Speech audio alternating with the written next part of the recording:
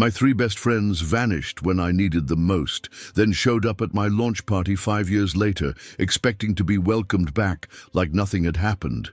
I looked out at that crowd of investors, partners, and employees, saw Jake, Sarah, and Mike standing there with their fake smiles and designer clothes, and knew exactly what I had to say in my speech that night.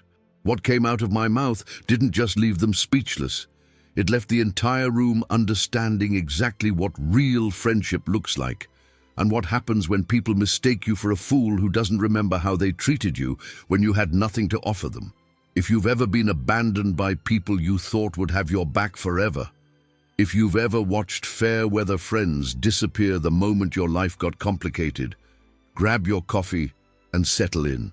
Because this story is about discovering who your real family is when everything falls apart, and what sweet vindication tastes like when you finally get the chance to speak your truth. I'm Daniel Roberts, and 5 years ago I lost my corporate job, my financial security, and what I thought were my closest friendships, all within the span of 6 months. I spent those years building something revolutionary in my garage while eating ramen noodles and wondering if anyone would ever believe in me again. Spoiler alert, the right people did, and the wrong people came crawling back exactly when you'd expect them to. Jake Thompson, Sarah Chen, and Mike Rodriguez, we'd been inseparable for 15 years. College buddies who became business networking partners, weekend warriors, each other's wedding parties, the kind of friends who called themselves family and swore they'd always be there for each other no matter what life threw our way. Turns out, no matter what, had some pretty significant fine print they forgot to mention when times got tough, and I stopped being useful to their social media feeds and professional connections. But here's the beautiful thing about rock bottom. It shows you exactly who you can count on when the world stops making sense.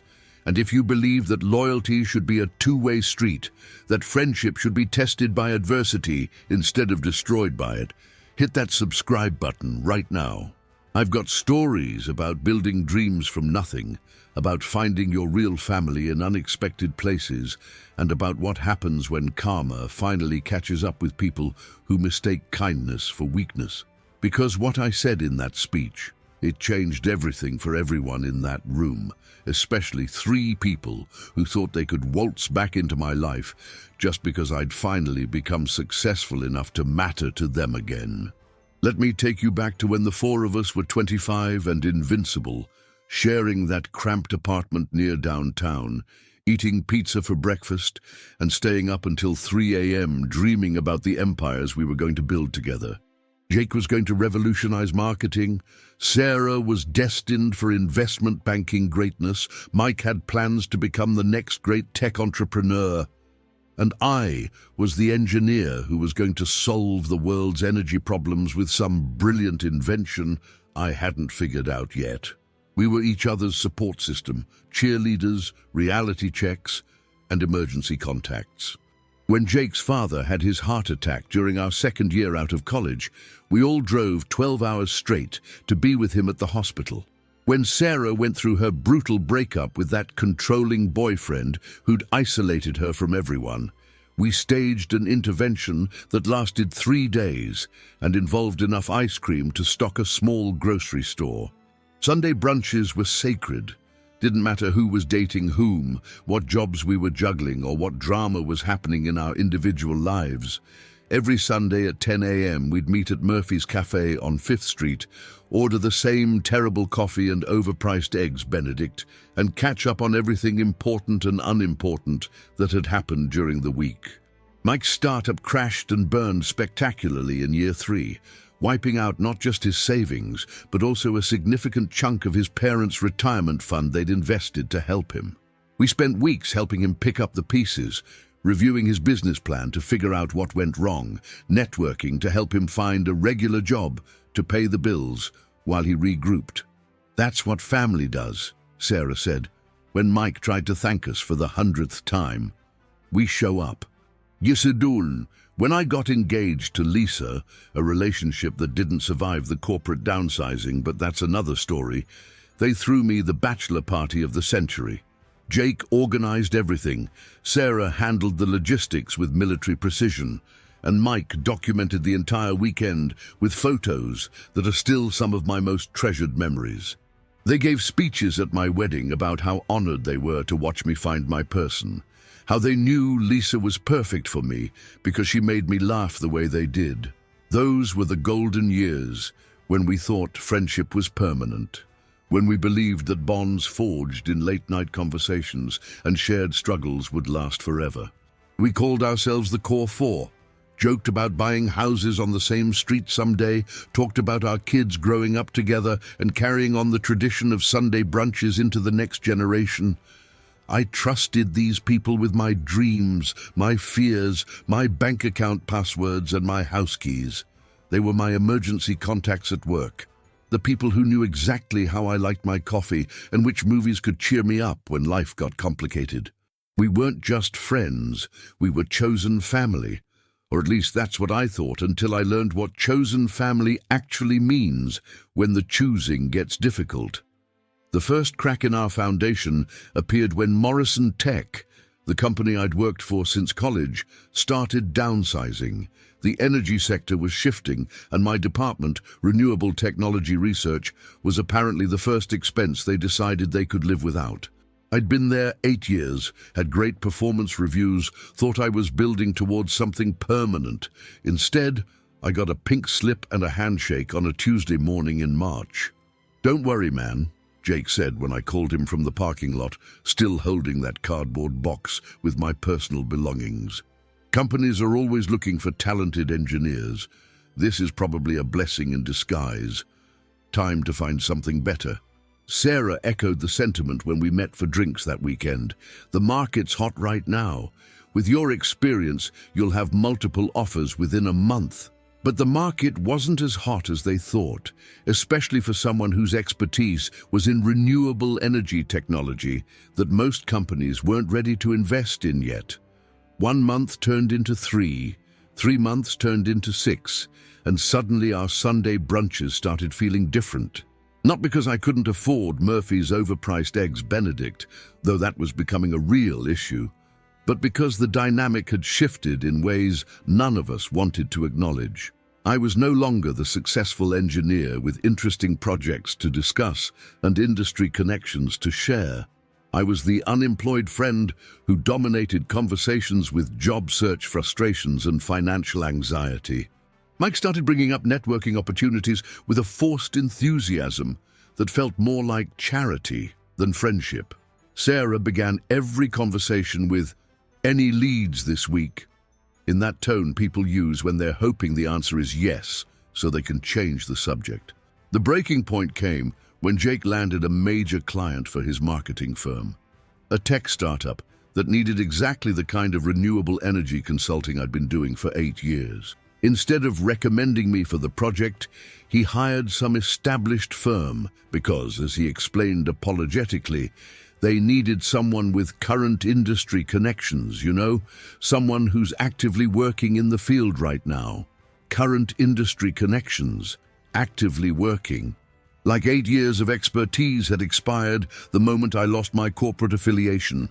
Like my knowledge had somehow become worthless because I didn't have a business card with someone else's company logo on it anymore. That night, I made the decision that would change everything. If no one was going to hire me to solve energy problems, I'd solve them myself. I started sketching designs for a more efficient solar panel system, something I'd been thinking about for years, but never had the freedom to pursue while working for someone else's priorities and timeline. I set up a workspace in my garage, bought equipment with credit cards I probably shouldn't have maxed out, and threw myself into invention with the kind of desperate focus that only comes when you've got nothing left to lose. It was exciting and terrifying and completely consuming, exactly the kind of project I would have shared with my best friends if they'd still been interested in being part of my life. But our text threads were getting shorter, plans were getting cancelled more frequently, and Sunday brunches were becoming optional for everyone except me. The abandonment didn't happen all at once. It was a slow bleed that took months for me to fully recognize. First, Jake started missing our Sunday brunches because of client emergencies that always seemed to happen on weekend mornings. Then, Sarah began canceling our Thursday night dinners, citing increased workload at the investment firm where she was climbing the corporate ladder faster than she'd ever imagined. Mike was the most creative with his excuses: family obligations, last-minute travel for his new job, a sudden interest in weekend hiking that required leaving town every Friday evening. The Core 4 was becoming the Core 3 plus Daniel when convenient, and I was too proud or too naive to call them out on the pattern I was definitely starting to notice. Meanwhile, my garage laboratory was consuming every waking hour and most of my remaining savings. The solar panel design was revolutionary. I knew it in my bones, but proving it required expensive materials, sophisticated testing equipment, and the kind of time investment that meant I couldn't take the customer service jobs or construction work that would have paid immediate bills, but derailed my research completely. Lisa left during month 4 of my unemployment, taking half our shared belongings and most of my remaining confidence in my ability to maintain relationships when times got complicated. "You've become obsessed," she said, gesturing toward the garage where I'd been spending 14-hour days. "This isn't the man I married. This isn't the life I signed up for." She wasn't wrong, but she also wasn't willing to wait and see if the obsession would pay off. The divorce papers arrived the same week I received my 3rd rejection letter from potential investors who thought my solar technology was interesting, but not commercially viable at this time. I called Jake first, hoping to vent to someone who'd known me before everything fell apart. Someone who remembered that I was more than just a series of failures and disappointments. "Hey, sorry, but can I call you back?" he said after I'd barely gotten through explaining about the divorce. "I'm actually at dinner with some potential clients, and this could be really important for the business." He never called back. Not that day, not that week, not ever unless I initiated the contact first, which was becoming increasingly pathetic and one-sided. Sarah was more direct when I finally reached her after 3 days of unreturned messages. "Daniel, I care about you. I really do. But I can't be your therapist right now. I've got my own career to focus on, and honestly, all this negativity is exhausting. Maybe you should consider seeing someone professional who can help you work through whatever this is." Whatever this was. Like unemployment and divorce and financial collapse were some kind of character flaw I'd developed instead of life circumstances that could happen to anyone, including them if their luck ever ran out. Mike didn't even bother with explanations anymore. My calls went to voicemail. My texts received responses hours or days later with non-committal phrases like "sorry, crazy busy," and "let's catch up soon." Promises that never materialized into actual plans or meaningful contact. The final humiliation came during month 18 of my exile from their friendship. I was at a networking event for small business owners, desperately trying to find investors for my solar project, when I spotted all 3 of them across the room. Together. Laughing and networking and being the Core 3 they'd apparently become without me. They saw me seeing them, and the look that passed between them, embarrassment mixed with something that might have been guilt, told me everything I needed to know about where I stood in their lives. The years that followed were the loneliest of my life, but also the most clarifying. I stopped reaching out to Jake, Sarah, and Mike altogether, finally accepting that friendships requiring that much one-sided effort weren't actually friendships at all. Instead, I threw myself completely into perfecting my solar technology, living on savings that dwindled to credit cards that maxed out to a second mortgage on the house that I came dangerously close to losing entirely.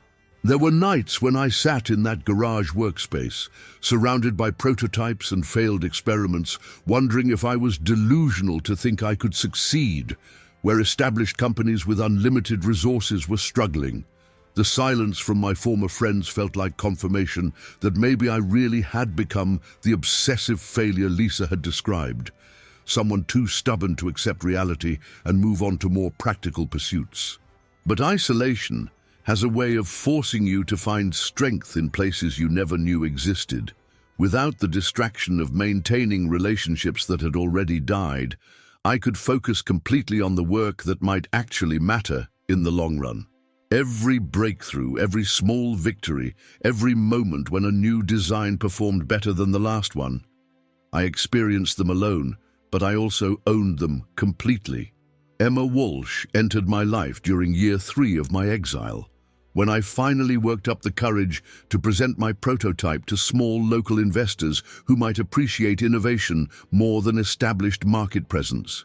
She was representing a green energy fund that specialized in supporting inventors who couldn't get attention from traditional venture capital firms. "This is brilliant," she said, examining my latest solar panel design with the kind of focused attention I'd forgotten people could give to technical work.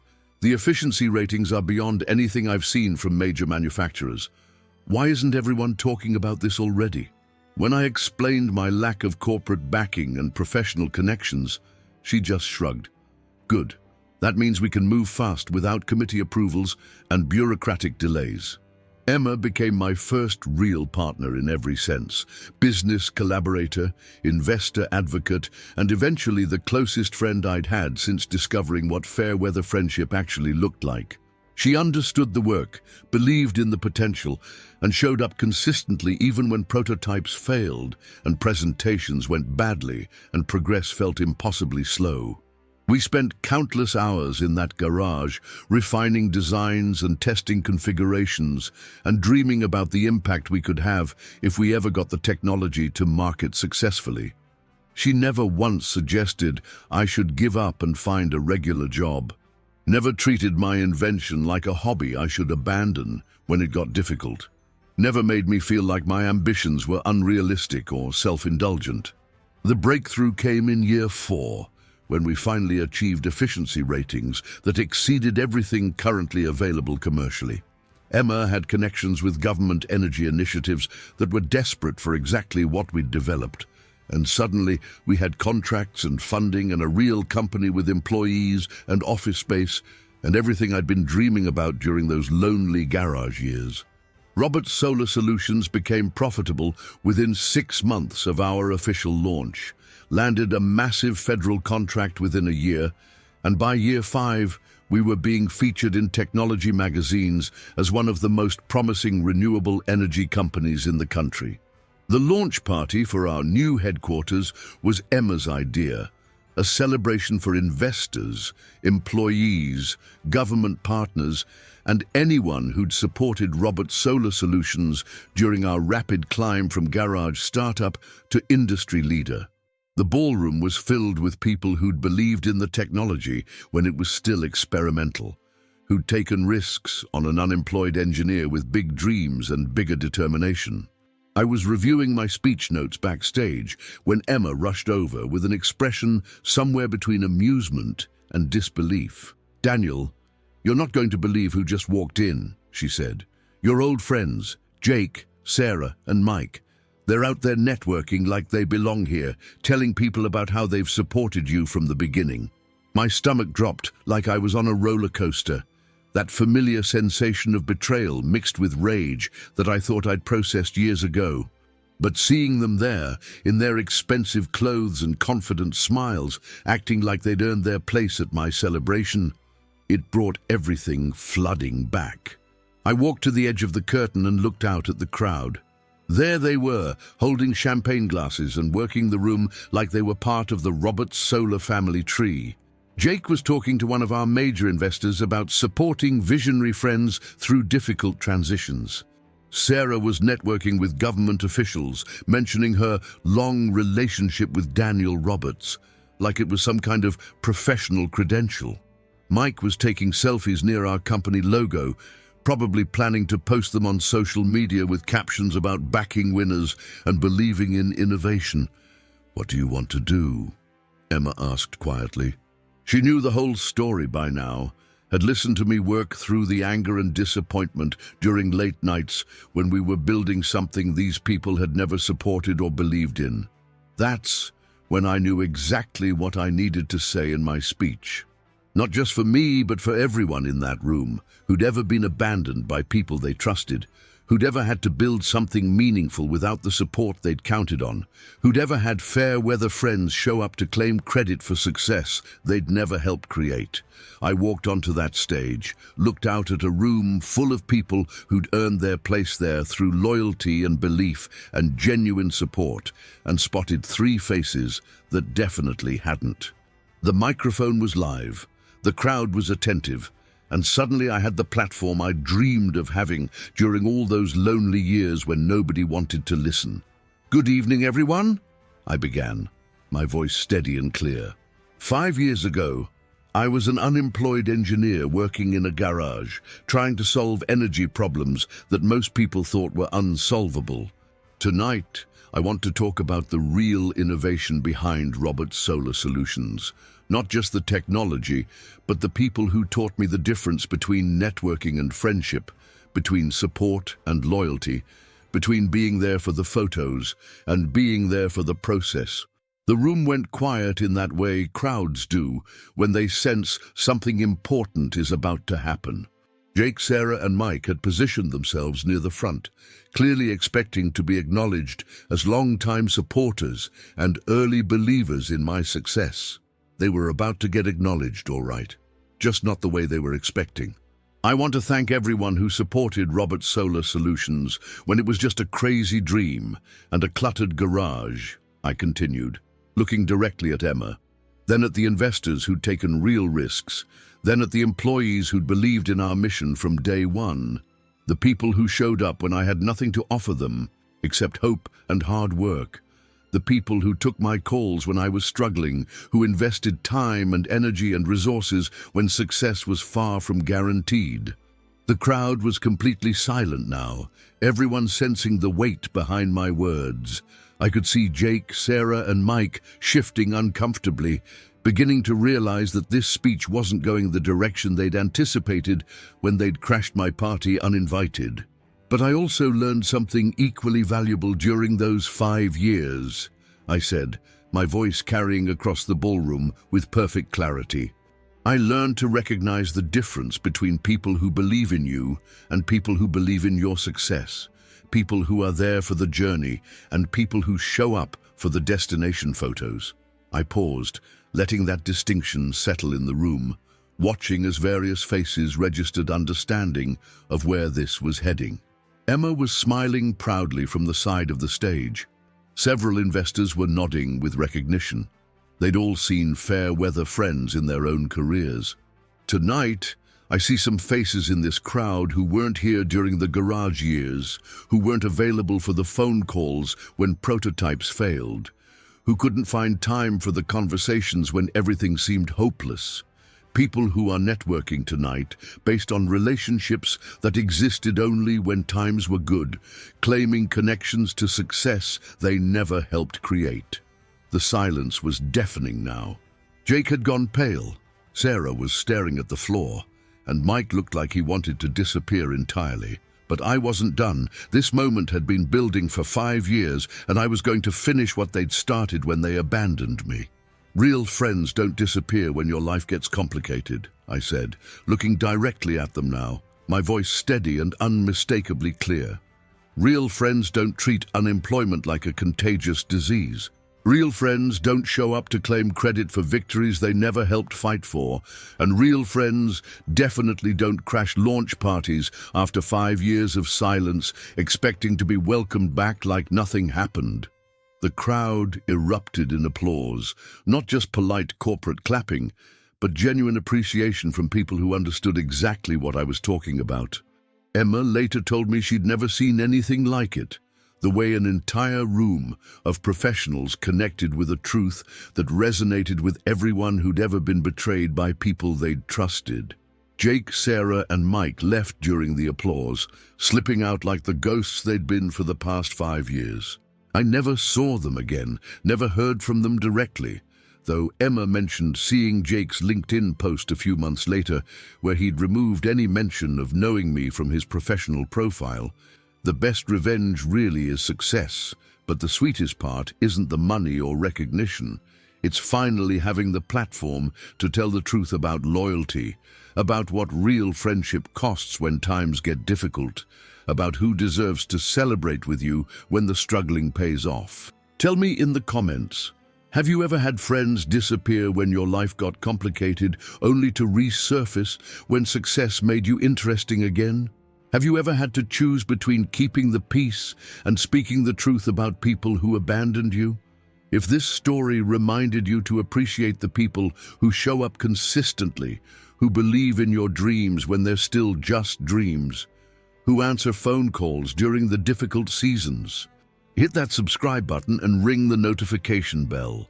I'm Daniel Roberts, and I've got more stories about building something meaningful, about discovering who your real family is when everything falls apart, and about what happens when karma finally catches up with people who mistake kindness for weakness. Because sometimes the most important innovations happen in garages, and sometimes the most valuable discoveries are about which people deserve a place in your success story.